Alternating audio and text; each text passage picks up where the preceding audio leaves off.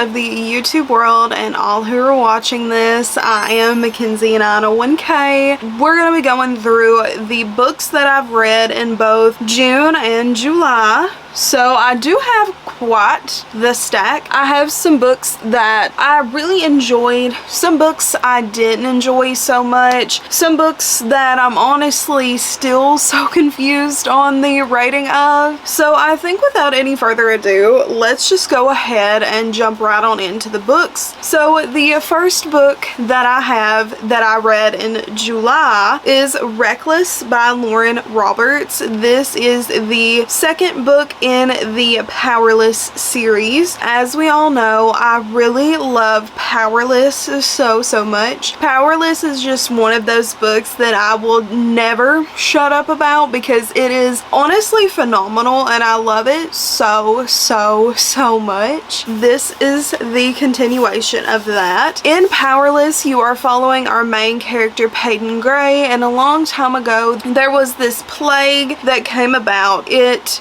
gave people powers, so now they're kind of in a society where there's people who are the elites, and that's the people with the powers, and then there's also the ordinaries, and they are just normal people, no powers. The elites don't really love that there's ordinaries. The king is an elite in this world, so he wants to kind of get rid of all of the ordinaries to have an elite society. So in come our main character Peyton Gray, who is a ordinary posing as an elite. She ends up saving one of the prince's lives.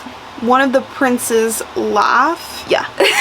She ends up saving his life, and then she gets entered into this trial, and it's a Hunger Games-esque trial. There's much more than that. There's a little bit of a romance, things like that. So one of my favorite series of all time.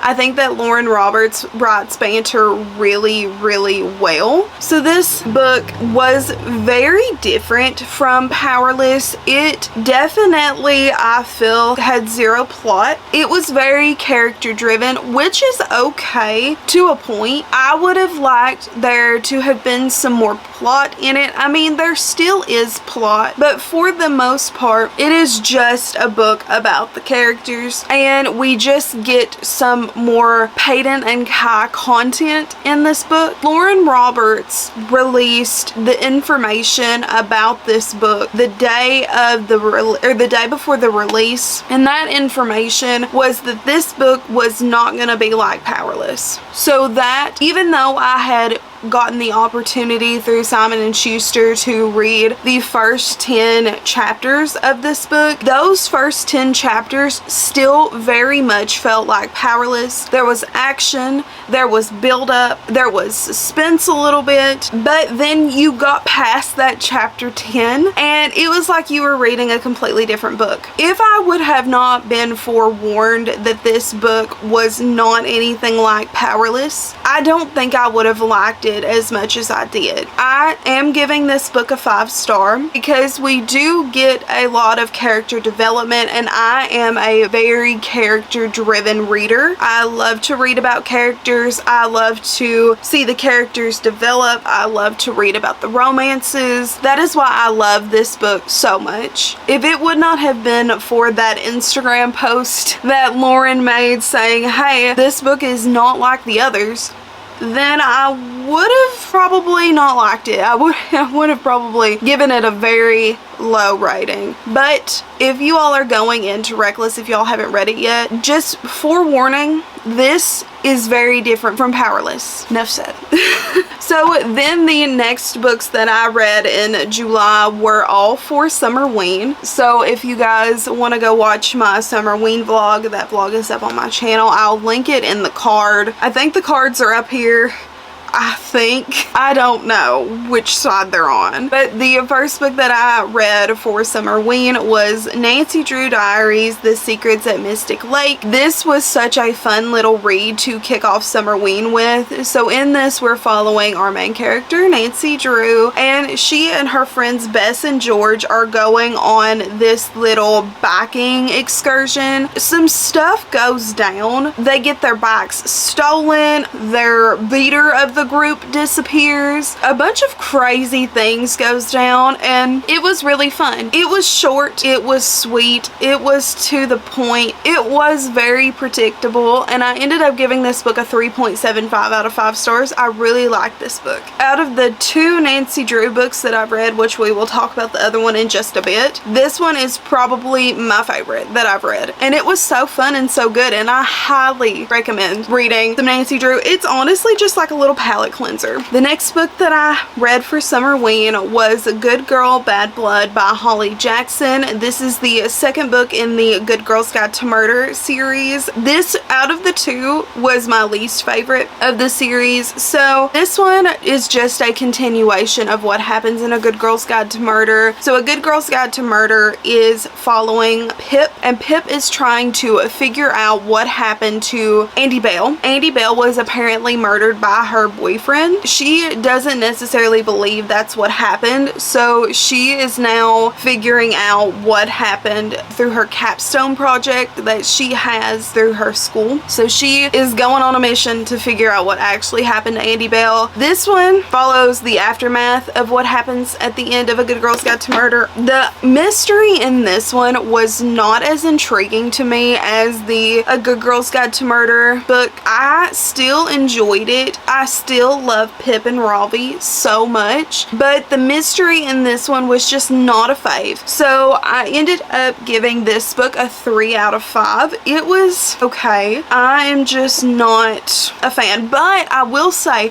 what made up for it is the very end of the book. So the end of the book, something goes down, and it kind of scars Pip a little bit. Like, she had a very intense reaction to this. I want to see what happens in the 3rd book and what happens with Pip, because that was a little bit scarring for her. We'll be continuing this series, just the 2nd one was not a favorite. Then we read Seraphina and the Black Cloak, which is a graphic novel. This is the graphic novel variant of this book. There is an actual book of this story that's not a graphic novel, that's like an actual proper novel that I do really want to read this fall, because I really enjoyed this graphic novel so much. So in this one we're following our main character Seraphina, and Seraphina, she lives in the Biltmore estate. She's always kind of kept to herself. She doesn't really talk to anybody. She's kind of hidden. One night she witnesses a child getting kidnapped. It was like a magical thing. Like, there was a magical element to that. So now it's up to her to figure out what happened to this child, because not only this child disappeared, a lot of other children that are staying in this estate have been disappearing. It was really good. I really love the art style in this book. I think that the art style is some of my favorite. Like, the color scheme and everything was just so phenomenal. I did not give this graphic novel a rating. I don't really rate graphic novels unless they're like a 4.5 and above, so I did not give this one a rating, but I will say it was very good. It intrigued me enough to go and buy a copy of the novel. I'm going to hopefully try to read that this fall. Then we read another graphic novel for Summerween, and that is Summer Vamp. So this one is following our main character Maya, and Maya is supposed to be going to this culinary camp, but she ends up going to this camp for vampires, and it was just a very cute little tale. There was some Twilight references in here, and that was so funny.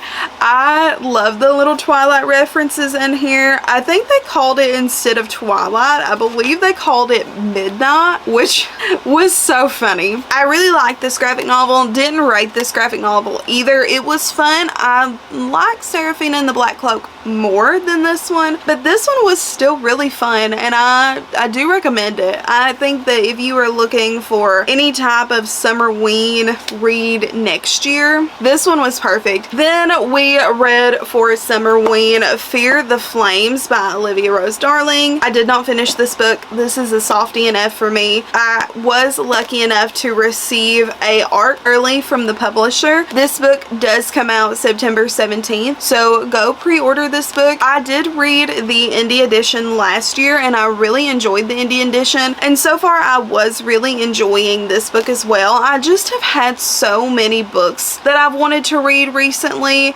so I am softening effing this for now. I hope to pick this book back up in September to fully finish it. I ended on chapter 20, so I did make a decent little chunk in the book, so hopefully we will be able to get back into this and finish it up before the release date. Go pre-order this because so far so good. Alright, now we're moving on to what I read in August. I also don't have it. I gave it to my mom and I forgot to grab it, and that is The Spell Shop. So The Spell Shop is such a good read. I love The Spell Shop. It was definitely one of my top reads of August. So The Spell Shop is following our main character Keela. So Keela recently was living in this library. This library ended up burning down, so she had to move back to a place that she has not been in a really long time. This was like her family's little place. She moves back. She's trying to learn how to pretty much be active in society because she was very closed off in this library. From what I remember, she never really like left the library or associated with anybody, but now that she's living in this town, she can't really be that way. There's also this guy that comes over and he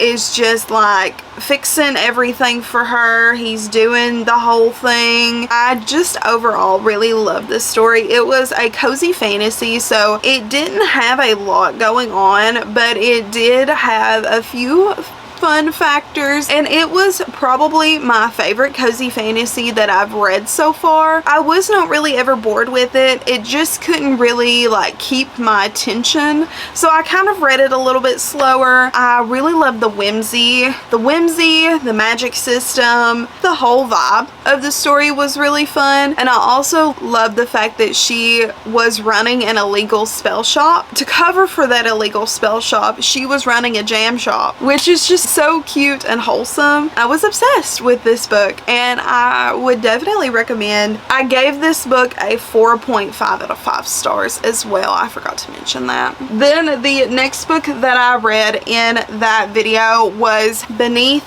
These Cursed Stars by Lexi Ryan. So this is a start of a companion series to the These Hollow Vows duology. This book was not it for me. I didn't really enjoy it. I gave it a 3.75 out of 5 stars. It was completely just okay. So this one is following our main character in the These Hollow Vows series, Bree. This is following her sister, Jazz. And Jazz is interesting. She has been through a lot. I'm not really gonna go into it super duper in detail because it spoils what happens in the These Hollow Vows duology. She gets in with this like ragtag group of rebel-esque people. Yeah, I really can't go into it too much because I don't want to get into like spoilers for the These Hollow Vows series. So definitely, if you want to read this book, or if you're looking into reading this book, read These Hollow Vows first, because this spoils like the whole series.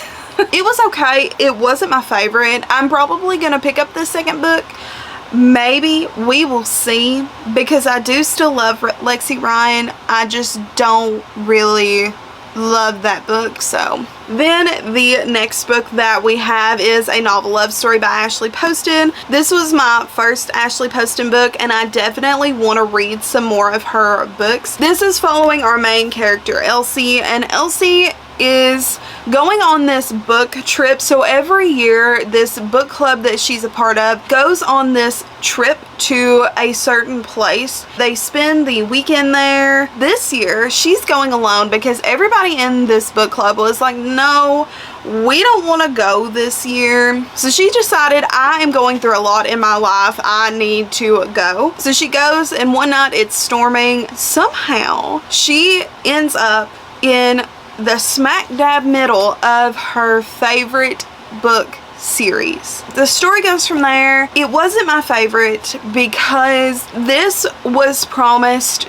to be a romance book. Like, it's in the romance section. To me, this book honestly kind of felt like a literary, almost a literary fiction. Not really. It's really more of building up the plot of the world and things like that, and not really a romance. I would say the romance didn't fully kick in until about 75% of the way through the book. Yeah, just be prepared. This book, while it does promise to be a romance, it is more about the world structure than it is about the romance. I ended up giving this book a 3.75. It was still entertaining for the most part. I just wish there would have been more romance, and I was not really rooting for the main characters at all to get together, so it is what it is. Then the next book that I picked up is Assistant to the Villain. Again, this was probably one of my favorite books I read of the month. It was so fun. I love this book. I really need to pick up the next book in the series, Apprentice to the Villain. From what I had known about this book, I wanted it to be a silly, goofy time that was funny, and it was just a very good enemies to lovers type of vibe, and it was really fun. It was hilarious. This book made me laugh out loud so many times, and I absolutely loved that. I got good character attachment to the characters. I care about the characters. I am very sucked into this world. I love the villain. He is honestly probably one of my new favorite bookmen. It was just such a good time. I ended up giving this book a 4.25 out of 5 stars. It was very stereotypical. It kind of, in a sense, made fun of itself for being so stereotypical, and I loved it. It was such a fun time. This would be perfect for the fall time. So, like, what more could you ask for? And then another soft DNF that I read this month is Half a Soul by Olivia Atwater. So in this book, we are following our main character, Dora, and Dora was cursed by a fae when she was younger, so she lost half of her soul, and she doesn't necessarily feel things the way a normal person would. So far, I was really enjoying it. I really like our main character, Dora. I just thought that the story was just building up when I soft DNF'd it, so I do also plan on picking it up hopefully soon. I'm very excited for it because for the most part, I was really enjoying that book. The next book that I read was Clockwork Princess. This is the final installment in the Infernal Devices series by Cassandra Clare. And let me just tell you something. Ever since I read this book, I have not been able to think about anything else. I am quite literally obsessed with these characters. You get a lot of friendship dynamic. There's some found family in there. There's just, it's so fun. It's so beautiful. And this book wrecked me. The conclusion to this series was absolutely phenomenal. I gave this book a 5-star. This series is one of my new favorite series that I have read so far, and I am very impressed with this series. This is a very teary-eyed book. I had shed up quite a few tears throughout reading this. I absolutely adored it and loved it, and I want to go back and reread this entire series, annotate it, do all the things, because I love these characters so much. So then we did my cozy mystery reading vlog, and that is the most up-to-date reading vlog. The first book that I read in that video was Shady Hollow. This book we are following Vera Vixen as she goes and figures out what is going on with this murder that has occurred. I did not like this book for the most part. It was in third person. I was really bored, and it was very stereotypical as well. I just didn't like it. Even the whodunit part was also very stereotypical. I try not to rate books super duper low if I enjoy them for the most part, but this one just was not it. I probably will never pick up this series again. I do think that this cover is so stinking cute. That's the only reason I'm keeping this book, but other than that, I did not like it. Then we read In the Company of Witches. This book was so cute and perfect and fun, and I'm so obsessed with this little book. This was just the perfect little intro to fall read. So in this book we are following our main character Bryn, and Bryn is a witch and she runs this B&B with her two aunts named Izzy and Nora. So they had a guest staying there. The guest dies. At first they think that it's some type of accident, but now it's looking like it is a murder of sorts. Also, Bryn's aunt Nora looks to be the prime suspect. So Bryn decides to set out on a quest to figure out who done it. Not gonna lie, this was a little bit of a mediocre plot too, but this really made up for it with the characters. You get that good character attachment, and that is why I love this book so much. If you like practical magic, Gilmore Girls, or Sabrina the Teenage Witch, this book is for you. It gave all of those vibes. It was such a atmospheric read, and I really enjoyed it for that aspect. I gave this book a 4-star. I really loved it, and I am planning on picking up the second book in this series. I'm very excited to continue this series. And then also in that video we read another Nancy Drew. This is Nancy Drew Once Upon a Thriller. I didn't really like this one that much. I was kind of bored with the plot. The premise though I really did like, because this premise is George, Bess, and I almost said Daisy. George, Bess, and Nancy all go out one day, and they're going out to this cabin to stay in for the weekend, and they're going to this bookshop. The bookshop ends up burning down. Crazy. I know. It ends up burning down, then something else happens. These sequence of events are similar to the sequence of events in this author Lacey O'Brien's books. So her books are coming true, and it is such an interesting premise, but I really didn't like it that much. I gave this book a 3 out of 5 again. I was just kind of bored. And then the last book that I read in that video was Truly Devious. This book I did not finish. I soft DNF'd this one too. I'm currently on chapter 6. This is a reread for me, and I am listening to it via audio. So in this book we are following our main character Stevie Bell, and Stevie Bell is going to this academy called Illingham Academy. A kidnapping happened at this academy many years ago, and Stevie Bell is now going in modern day to figure out what happened. So you kind of get it in like a dual timeline perspective, where you get Stevie Bell's point of view as she's like solving this case, and then you get to see the sequence of events that happened that night that the kidnapping happened. I am really enjoying this one so far. I hope to continue this book this month as well, because it was really fun and I had a very good time reading Truly Devious. So with that being said, that is it for today's video. I hope you guys enjoyed it. Give this video a big thumbs up if you did. Helps out the channel, makes my heart smile. You know how it be around here. Also, comment down below if you guys have read any of these books, and if you guys have some thoughts that you would like to share on these books. Do comment down below if you guys are interested in reading any of these books and have some more questions on them. Comment down below and we'll talk about that as well. If you guys just want to say hello, how you doing, also comment that down below as well, because I do really enjoy chatting with you guys. It is so